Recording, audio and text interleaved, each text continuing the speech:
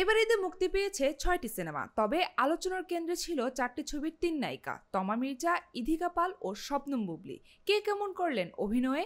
বরবাদে শাকিব খানের বিপরীতে অভিনয় করেছেন পশ্চিমবঙ্গের অভিনেত্রী ইধিকা পাল। প্রিয়তমা আর খাদান এরপর বরবাদ তার তৃতীয় সিনেমা এবং আগের দুটি ছবির মতো এটিও বাণিজ্যিক সাফল্যের পথে হাঁটছে। এই সিনেমায় তার চরিত্র নিতু বেশ গ্রহণযোগ্য ছিল, যদিও উচ্চারণে এখনও কিছুটা কলকাতার টান রয়েছে, তবে আগের চেয়ে তা অনেকটা কম। দাগিতে তমা মির্জা ছিলেন জেরিন চরিত্রে। একদিকে বেকার প্রেমিককে নিয়ে বিরক্ত জেরিন, অন্যদিকে গল্পের মোড় ঘোরার পর এক পরিণত নারী।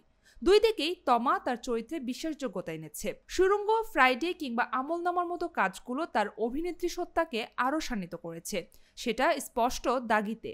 জঙ্গলি সিনেমায় দুই নায়িকা থাকলেও দিঘির উপস্থিতি ছিল খুবই সীমিত ও তেমন প্রভাব বিস্তারী নয়, তবে বুবলি তিথি চরিত্রে নিজেকে যথাসাধ্য মেলে ধরেছেন। যদিও পুরোপুরি মুগ্ধ করার জায়গায় পৌঁছাতে পারেননি, তবে টান বা দেয়ালের দেশের মতো কাজের ধারাবাহিকতায় বোঝা যায় তিনি অফ ট্র্যাক চরিত্র স্বাচ্ছন্দ্য বোধ করেন। জিন 3 সিনেমার গান নিয়ে কিছুটা আলোচনা হলেও ফারিয়া অভিনয়ে প্রত্যাশা পূরণ করতে পারেননি। গানের দৃশ্যে তিনি ভালো পারফর্ম করলেও পুরো ছবিতে ছিলেন কিছুটা অতিরঞ্জিত। এই ঈদে নায়িকাদের মধ্যে সবচেয়ে বেশি আলোচিত ও অভিনয়ে সফল বলা যায় ইধিকা পাল ও তমা মির্জাকে। একজন নতুন হলেও দক্ষতা দেখিয়েছে, আরেকজন পুরনো হলেও চরিত্রের নতুনত্ব এনেছেন।